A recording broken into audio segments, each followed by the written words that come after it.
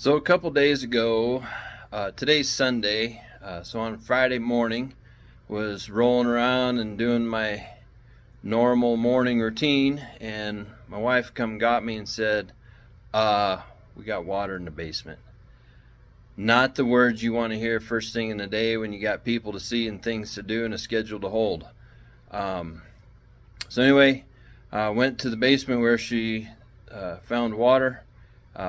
And of course, with the cold temperatures we've been having, the natural gut reaction was something from the cold caused a water leak, or she initially thought water was coming in from some other source outside. Um, all to find out none of those were true, and we had somewhat of a catastrophe on our hands and didn't know it was happening until it really surfaced. So I'm going to go over some of that with you and show you some of the things that I've seen so far and share some tips with you and some tools that I've found super effective and that I believe every homeowner should have on in their toolbox. And I mean everybody. Like this is stuff that could benefit you time and time again. So, and for no more of the cost that they are. I think that you'll agree with me once you have them in your arsenal that this stuff is really worth having on hand. So let's get started. So this is the utility room of which she found the water leak, and when I come down here and she showed me everything, we got things kind of tore apart, but that was after the realization set into what was happening and the gravity of the situation. It was about finding the water leak and addressing it and start drying out. So anyway, all this down here had water. The carpet was wet. Back there had water. I got some lumber stored up here to keep dry and out of the humidity from outside, and that didn't work because that got all wet. And then up in the rim joist up there was all wet. All along there, back to the corner was wet. All that stuff was wet. So anyway, we had water down here. And so anyway, I started pulling out the insulation from the rim joist and drying that out. That whole sill plate was wet, and there's some more of that insulation there. But anyway, we discovered that the source of the problem was from upstairs. Now right above there is our kitchen sink, which we'll see here in a second. But anyway, one of the tools that I would recommend having on hand all the time is these commercial grade floor dryers, air fans. I keep 2 of those on hand all the time. I don't care what's going on. I always have at least 2 of them available. In this circumstance, I have a basement, so I had one running down here and I had one running in the basement. And the second is this thermometer, this infrared laser thermometer. And here's why this is becoming important. And we'll see this again upstairs, but I'm able to tell from down here if I still have moisture affecting my floor. So here's my plywood floor.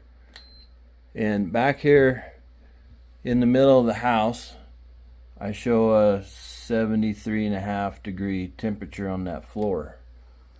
Now I know that I was wet over here. So if I shine it over there, look at that. 67 degrees. That's a big temperature difference. Same way over here. You know, here's upstairs. I'll show you the source, but the source was just right above there. 67 degrees. So the closer I am to ground zero, the colder the floor is, which means currently that OSB is holding moisture. We can see today with the staining, there was water coming through there, through the joint of that plywood. And it, honestly, this was a slow leak. It was a drip, and slow leaks are always worse than them big gushers, because they will find every little penetration possible, which that's what this one did. Here we'll do a temperature check there.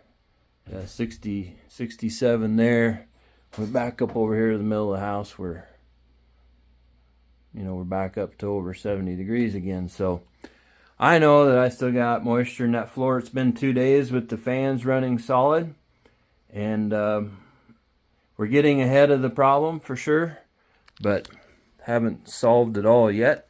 So again, one of these will prove in your arsenal, will prove to be such an asset to you as you're going through an issue like this. And anybody that owns real estate, a home, or any sort of property, the likelihood of you experiencing some sort of water damage at some point is really good.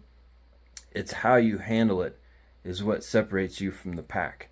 So like I said, the gravity of the situation set in on Friday. I was able to go to work. I started clearing out the area, getting those things dry, setting up my fans, getting those fans going, those professional grade fans. And like I said, for no more of the costs than they are, the 60 or $100, whatever, 120, I don't care what it is. That's one call out from a contractor. So spend the money and have it on hand, and just be vigilant and prepared for an instance like this. I own multiple properties, so I've used these fans multiple times. I've given them out to my friends when they've had emergencies, and emergencies always happen on the weekends, right? Like this was a Friday morning when I found this. Do you think what was I going to pay a contractor to come over on a Saturday and a Sunday? You will pay for these things, and they don't take up that much room to store. So anyway, I'll go upstairs and show you the source of the problem and diagnose upstairs. So here's my kitchen at the moment, and I'll dive down here. You can already see got a little bit of it. One clue that this was a problem that's been maturing over some time, and it was a slow leak. I can see here there's a dish there, there's a dish here. The bottom of this cabinet was completely soaked, and we didn't even know it. And I don't know how long this had been going on, but anyway, the source of the problem was right there, that fitting where it goes from copper to that junk PVC. I didn't even know this house had that. We bought this house existing. Of course, I've never looked up that high and never replaced that faucet ever. And anyway, this thing on the hot water side was just dripping, drip, drip, drip. And of course, we always had stuff up front here. You know how we all store stuff under a sink. That's usually pretty full with our whatever we keep under our kitchen sinks. And anyway, we never noticed the water pooling back there. And then second, of course, where the water pipes come through the cabinet there, that was an easy exit once the water got high enough to get down to the floor below the cabinet and start traveling. Now, I know typically we have this floor mat up against the sink to stand on for doing dishes. So that, of course, covered the problem.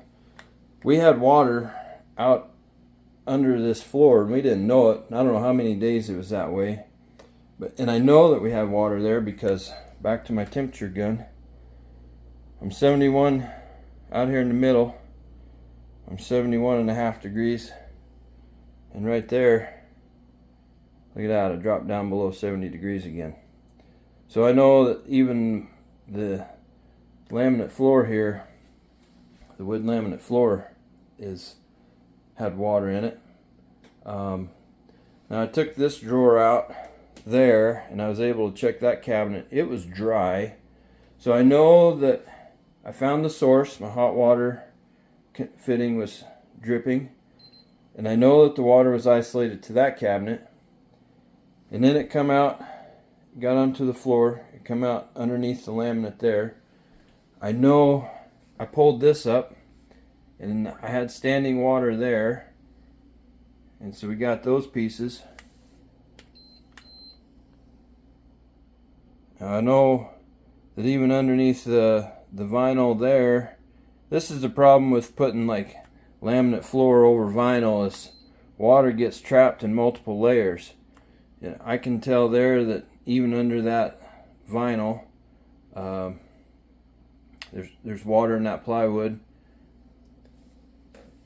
Of course, my laminate was soaking wet, and then I found water traveling down my vent.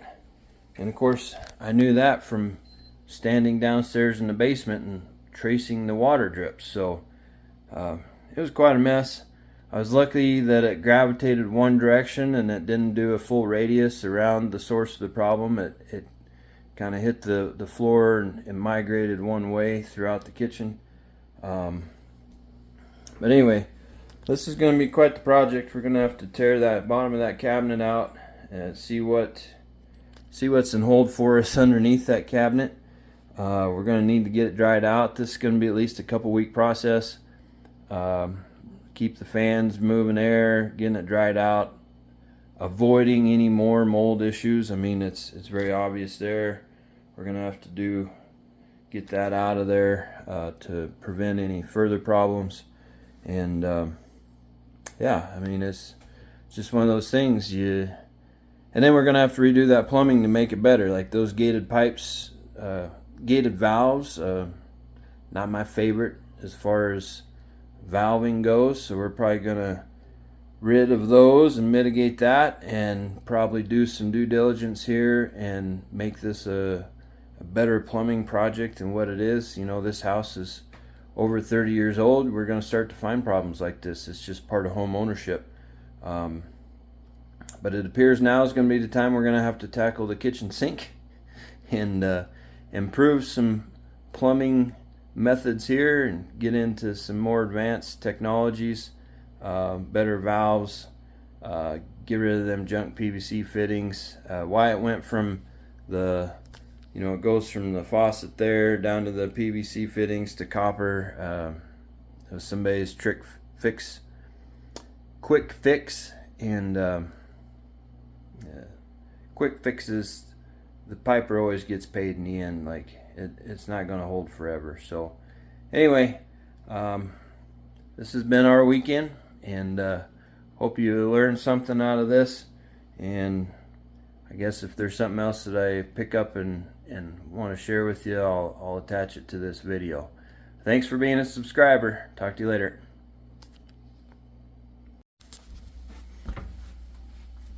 So when I originally shot this, I know you couldn't see the dip in here very good, or how much the water had changed the bottom of this cabinet. But I can, with that straight edge sitting there, I can literally put 2 fingers in there. That's how far that sunk down. That's how saturated that was, and that's just the problem with slow leaks. Like, you don't hear them, you don't see them, you don't even know they're affecting you until literally one day you wake up and you're like, uh-oh, we got a problem. So anyway, I just wanted to show that to you before we start cutting into this, just how much deviation that really was. And like I said, I don't know how long that leak had been going on. You couldn't hear it, you couldn't see it. And of course, when we did find it, it was for real, and there was a lot of water. So anyway, we'll cut into that and see where that takes us.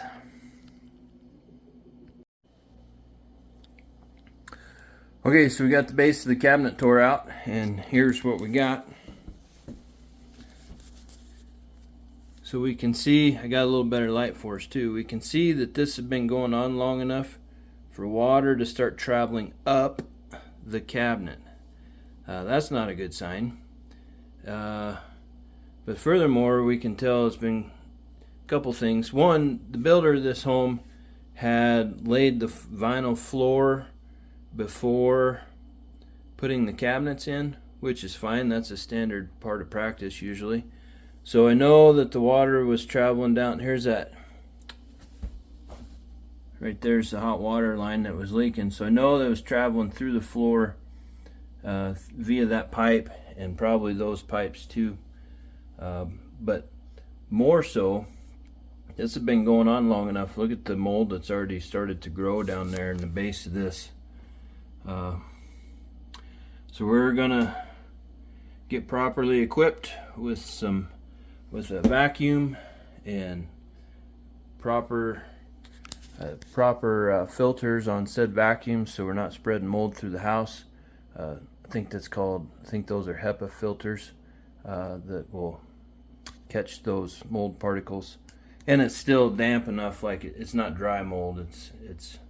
We're catching it right. I mean, right when it's fresh. So anyway, we're gonna get this area cleaned up, and then of course turn the fans back on and let them do their job and wait it out until this thing dries out and go from there.